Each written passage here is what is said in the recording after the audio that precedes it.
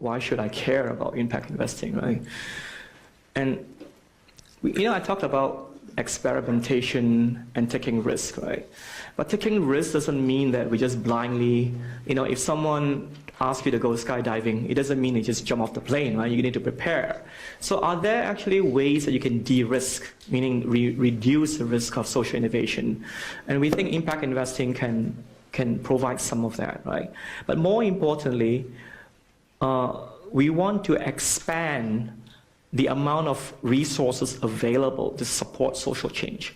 In the old days, it's always it's either the government or large foundations or wealthy people who are supporting charity or philanthropy. So now we want to bring in businesses as well to support it, because that's the way to make it sustainable. So how do we attract new capital to build a system? And next thing is that, fine, many of you have actually worked in businesses, and you hear stories about, oh, big business is greedy, he just wants to make money. But then again, let's not forget, right? Businesses become successful because they are very disciplined as well. There are measurement tools, right? There are business disciplines, accountability. Let's bring some of those principles into the space. And the most important thing is we can recycle capital. Now think about it, right? If a friend approaches you, oh, I'm running this great charity, and you like what your friend is doing, and you write a check to support her, next year they'll come back and ask you for more money. And oh, guess what? I have helped 1,000 young kids get a schooling education. I love to help 1,200 kids this year. Why don't you write me a bigger check? And that never stops. They're going to keep coming back and asking you, right? So impact investing allows us to recycle the capital.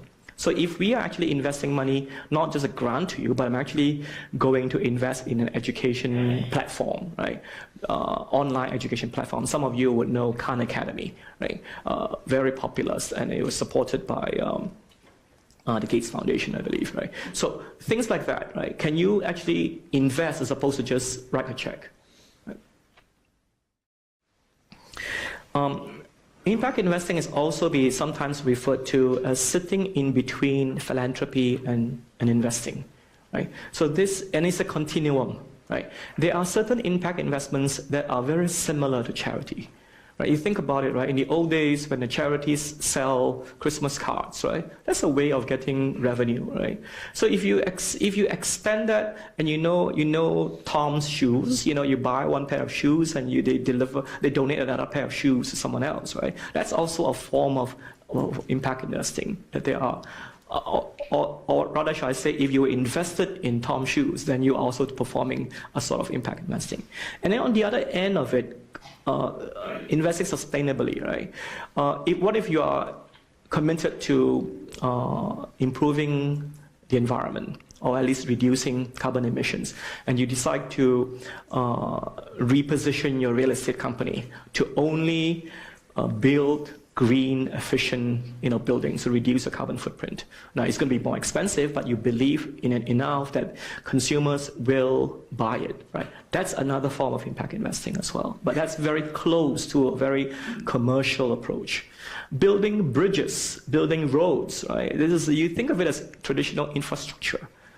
But then again, there's a big difference between building a road, building a bridge, so that Hong Kong people can drive to Macau to visit a casino, to building roads that connect villages to cities, so that the villagers can get access to education and healthcare, and reduce the travel time, from 3 hours a day to 15 minutes a day, right? There is a huge difference in benefits. So what distinguishes whether something is impact investing, we always usually go back to what is the problem it is trying to solve. That's one of the first things. If you cannot define, you cannot tell me what the problem it is they're trying to solve, then I would probably say that any social impact we generate is kind of incidental. Right? You're not really fixing an issue out there. Sam Gary is an oilman in Colorado. He's made his wealth drilling oil, and he has created the Piton Foundation. And originally, the Piton Foundation, as the name implies, right, is about giving away money to fix social problems. But in the last 2 years, he has decided that, hey, I'm not just going to give away money, I'm going to invest in companies that are doing social change as well. So this video is a little bit longer. Their focus is early childhood education, but the best way is to let them talk to you about how they approach it.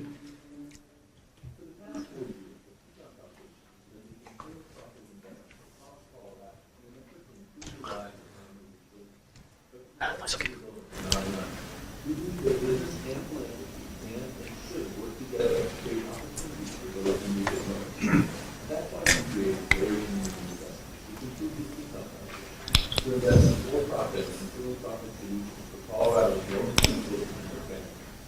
We are committed to taking smart risks and making investments that seed innovation, scale what works, and improve policies and systems. We are working towards 4 fixed-grade long-term plans that will result in the improved lives of Colorado's low-income children and their families. Not all families are equally equipped to provide the support young children need to develop to their fullest potential. Our strategies for increasing school readiness focus on ensuring that prospective parents are ready to be the best parents possible, and that young children are socially and emotionally prepared to learn. We raise awareness about the importance of prenatal care, advance efforts to increase the use of comprehensive medical care, expand the availability of early childhood centers and preschools in low-income communities, and invest in early childhood schools in Colorado.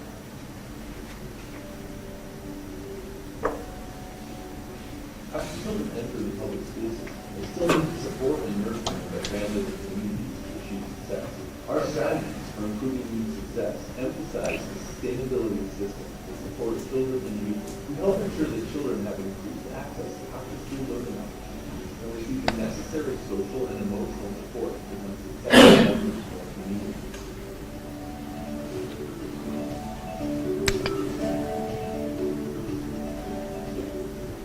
These born in poverty can severely restrict a child's opportunities.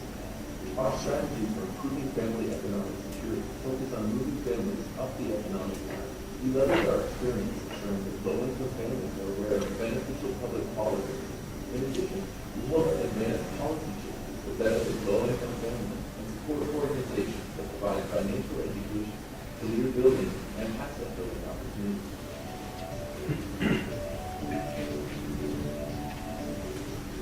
Improving Colorado's state and local economies is essential to improving circumstances for low-income children.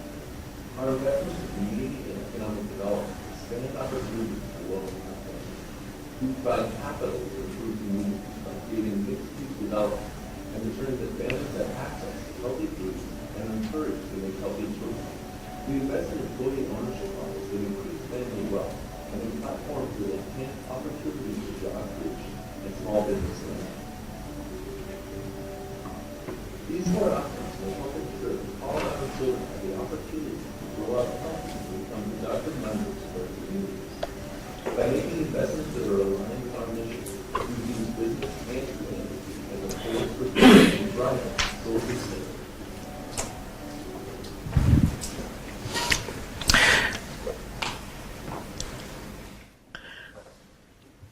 The reason I like this, I like what this organization is doing, is really because they take what they care about, namely early childhood education, but they take a very broad view of what it is they're trying to fix. So it's not just about looking after the child and providing, for example, free tutorial services for the child to help them catch up with their classmates. They recognize that they need to look after, they need to prepare the child so that they're ready for school, right? And then they need to look after the parents, because if the parents are poor and they're not doing well, they don't have time to help the kids, then it doesn't matter, even the kids is doing well in school, eventually they might get into trouble as well. And it's not enough just to help the parent, the family, and the child. It's important to work on the entire economy, because today you may be doing well, but what if the parent loses his job or her job? Then what, right? Then you fall back into the same vicious circle, right? So the community development and economic security, these are the 4 outcome areas that they care about. And the roughly 15 or so, these are the names of different investments. I'm not going to go through them, don't worry. But if you're interested, you can go to the website and you can read a lot of details about them. But I do want to highlight a few of them, right? Because most of them, most of what Gary Community Investment and P1 Foundation does with these companies, they actually give them checks, grants, very traditional. But where they have done a little bit different is they use program-related investments. Remember the term PRI I talked about? The US government says, you can now also invest money as part of a foundation, and we can count that as part of the 5% that you need to give away. So how is it different, right? Because a grant, once you make a grant, you are never going to see the money coming back to you, right? Because you don't expect to, but you expect the grant taker to do something positive with your money and achieve goals. But when you do a PRI, obviously you also want them to achieve the goals, but there's an opportunity for you to the capital might come back to you. Right? If the capital comes back to you, then you can recycle it and use it to help other people. Right? This is what I mean by return of capital that I talked about before. Right? So, very briefly, Axion is very well known in Asia, big in microfinance. But in the US, Axion is very involved in lending to communities. People who do not have good credit ratings. So who lends money to them? So Axion does that, right?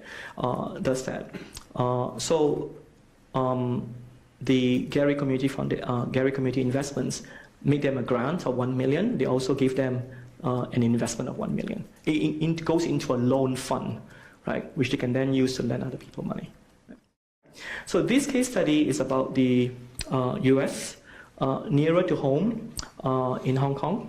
We're going to watch another short video about a family in Hong Kong that really cares about aligning their wealth to their values.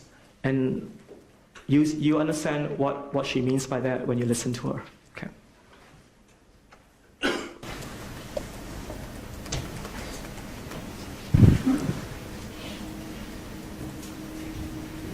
We live in a very driven society that's fast, focused, and efficient. We're so used to training our eyes on numbers and dates, costs and profits. We stop questioning the systems we live in, and we call that prosperity. That's why we have a lot of the problems that we have now. Climate change, overpopulation, international conflicts, the widening wealth gap. Is that really the world we want for ourselves and our next generations? We know our resources are depleting, but we carry on consuming more than we need. We know climate change is imminent, but we continue to rely on fossil fuels. This is a cycle of contradiction, and nothing illustrates this more than the money we invest. Our drive for profits creates collateral damages. We get that out by donating some of the profits to NGOs, but it just doesn't make sense. You look around you, there's a lot of people in this world, billions, who live under $2 a day, who are very poor, who hardly have enough to eat. And then, we're facing climate change. These issues that maybe in a few decades, who knows what the world will become, whether we're leaving the world for us to live in anymore. So what's the purpose of growth when you have enough, but yet people around you and the world around you is facing such significant challenges? Can we use wealth to address some of these issues? It's about coming back to one's core values and what are the things that are important to you. What is the kind of world that's going to face no children's children? If you take that long-term view, you will start thinking about whether simple continuation of more wealth is the be-all and the end-all. Capital markets have the power to make changes at scale, so we must harness the power of these capital markets towards the issues that we're trying to solve to create the impact we want to see. Imagine that we can really leverage more of the capital in the market towards popular change. Doesn't mean that we have to give up money where you can still invest it, but invest it in a way where you can contribute to alleviate some of these forces, but at the same time still make healthy returns. We are just one family in office. Imagine if 4 people take up this fall, tens and hundreds of family offices, all choosing to act according to their values and investing their capital. Can you imagine how powerful that would be? There is a movement that is happening right Together we can create a movement that can save the world. Ours group has chosen to dedicate 100% of our portfolio towards this mission. We call this investing in the future. We can all make a difference if we choose to, but it's up to us. We have chosen our path. What will yours be?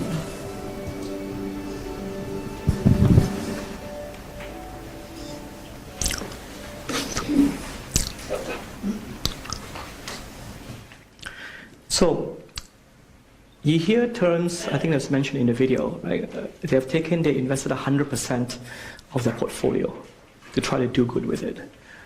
What it means really is that, let's say you have $100, right? A typical foundation may say, okay, I'm going to invest my $100.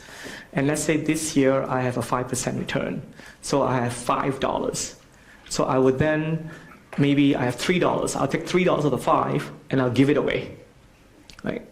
Charitable grants, right? If you add $1 million behind it, yes, I have $100 million, I'm going to give away $3 million a year, which is pretty good. That's what a lot of traditional foundations have been doing. Total portfolio approach is different. So I have $100 million, I don't, but I say if I have $100 million, I would say instead of just giving away the part of the return each year, I'm going to put my entire $100 million portfolio to work by investing in companies that contribute to fighting climate change, contribute to education and healthcare and so on. Right? And many people would think that, oh my God, if I want to try to do all of that, does it mean that I have to sacrifice my financial return? And the answer is not necessarily. Right? So if you look at the chart up there, right, typically you have financial value, any investment that you make, right? Financial value, social value, and environmental value. Instead of looking at these values individually, RS Group looks at it on a blended basis, right? It's called blended value.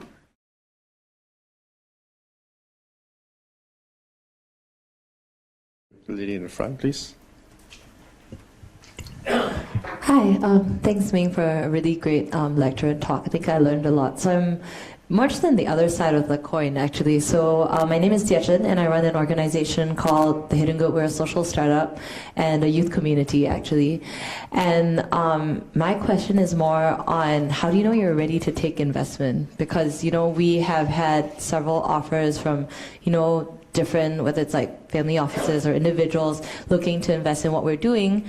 But I'm very cautious in approaching that. Like, how do I know I'm ready to take investment, especially when it comes to, our work is a lot in shifting mindsets and changing perspectives and stuff that's more intangible than just building a robot or, or a tangible kind of system. So yeah, I don't know if you have any advice on that. I would say that it's not so much that you are ready, because at some point, any social business that's worth doing is worth scaling, right? This is not an attack on, let's say, for example, someone says, I want to open a bakery and I want to hire elderly people to help me bake goods and so on, right? It's very hard to scale a business like that, right? That's fine. But if you're doing something with the youth, education and whatnot, right? At some point you want to increase the impact, which means that you have to hire more people. And if it is a platform that you deliver electronically or via the internet, you need to hire computer programmers and do that. You need to market your products. Right. So when you feel like you have a product you have tested, I'm going to use a startup term called MVP. Right. You might know that minimum viable product. If you think you have a minimum viable product and you're willing to roll it out, let's do that. Right. MVP is, for those of you not familiar, it represents a concept that it basically says you don't have to have a perfect product before you go to market. Right? This is all what social innovation is about, right? You have something, you test it. Because how are you going to know whether your product is acceptable by the market until you release it and you get feedback? Right? That's a very core principle in all startups. Right? But very, very different, right? Can you imagine if you are Procter & Gamble, right? You can release a new detergent without fully testing it and it doesn't work, right? That's the old school mindset, which is why startups, right? If you remember, I use Uber and Grab Taxi, right? The early versions of the app are probably very buggy, it doesn't really work, right? But every time you update it, it gets better and better. right? And they get feedback from people. So, from your perspective, I think it's great that you're doing this. Very important to talk to investors to also understand, ask them, why are you interested in investing in us, right? Because most startups are not going to end up making a lot of money, right? So if they care about what you need, are investors that are willing to add value, not just the money. That's the ideal thing. That's also the hardest thing to get. The lady in the second row. Okay, so Could you use the mic? okay. My name is Sam Thanapan Sangsit, and I'm currently a PhD student at Columbia University, and I'm doing a lot of stuff in educational technology. I also have a social enterprise in Thailand dealing with helping kids to get involved in design and create and inspire them to become engineer. So my question is, how do you define social impact? Like, there's a huge range of social impact. Like, let's say there's problem with education in Thailand, and then because government doesn't really provide a good enough education, and there's like a tutoring school saying that they provide a better education solution, or and with that first question, define a social impact. How do you make sure of the accountability of after investing the social impact that this social impact actually make an impact? Okay. So, Piming, could I just add on to that? Sure. I think what she's alluding to as well is the measurement of impact. Yeah. And I mean, that's probably one of the ROIs of impact investing. So that's something that a lot of social enterprises have problems dealing with. Okay. There are many schools of thought. If I were running a fund, okay, that is not my own money, I have a lot of third-party money, right? Foundations, clients, and so on gives you money. I say, okay, Ming, you seem like you know what you're doing. We're going to give you $10 million and help invest it, right? Then I would feel that I have accountability because it's not my money. I have to show impact. I have to show how to measure impact. It will affect how I invest, because when I invest in something, I will then have to ask a startup founder, okay, how do you measure the success of your business? Sometimes, especially in early stage startups, you can drown the founders with too much information requests, right? I would rather see the social mission very clearly built in to the company's mission. In other words, you look at the company, you don't even have to ask the question whether it has impact. You just know it has impact. And the bigger the company grows, it's like self-evident, right? It's like someone used to define, right? Can you define pornography? Not really, but you know it when you see it, sort of thing, right? It's a bit like that, right? If you find companies that are very clearly that, I use the example of the gaming company, Plato, right? So they make money by selling their game download, and they give you a little headset that measures your neural activity, and you play the game. And parents get a dashboard to look at the child's progress. Now, if this thing actually works, right, the children who play this game actually improve their concentration skills, the parents, the kids are going to start telling other parents. The teachers would know. And this company is going to sell more and more of these games. So it's self-evident, right? So if this thing doesn't work, then eventually the company will go under, right? What we do not want to do is another company, for example, right, that says that, this year from the profits of my company, I gave away or I donated X 100,000 pairs of shoes or eyeglasses to disadvantage, right? That also works. But then again, that's an outcome, right? That's a good thing. But the people who receive your shoes and eyeglasses, did they actually do something positive with it? In other words, if you had not existed, what would have happened to all of these people? Right? So that in the first case, the actual measurement is sort of less of an issue for me as an investor. In the second case, I have to ask the question because it's not clear to me that just because you gave away 1 million pairs of glasses that you have generated a lot of impact. In the same way, companies, foundations give away scholarships, right? And if you've given away, which is a great thing, right? It allows people from disadvantaged families to get a tertiary education. But what happens if the person that's gotten your scholarship ends up being a high-profile crooked lawyer, to help people do money laundering? Is that really impact, right? It's not, right? People don't track that, right? I will happily say I've given away, we've been around 50 years, we're providing scholarships of 5,000, students.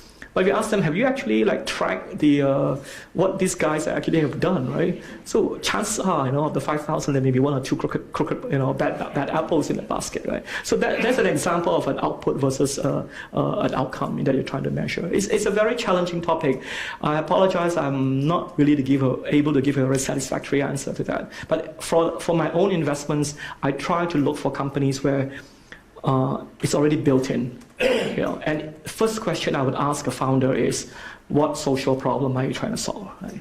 Not so much how you're going to make money. It's like, what social problem you're trying to solve with your product and your service.